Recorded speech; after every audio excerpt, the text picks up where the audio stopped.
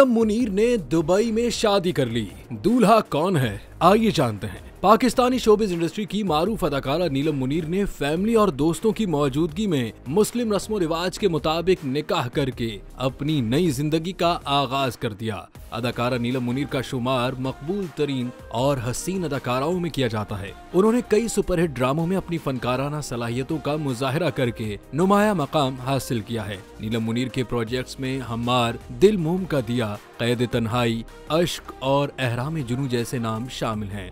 गुज़िश्ता रोज मायूं की तस्वीर के साथ अपनी शादी की तकारीब के आगाज की इत्तला देने वाली अदाकारा नीलम मुनीर ने दुबई में निकाह कर लिया। निकाह सेरेमनी की तस्वीर में अदाकारा नीलम मुनीर को मद्दाह रिवायती सफेद ट्रेडिशनल ड्रेस में देखकर उनके दीवाने हो गए। उन्होंने अपने खास दिन के लिए मेकअप राबिया आनम सैलून से करवाया, जबकि ज्वेलरी नेशनल ज्वेलर्स का शाहकार है।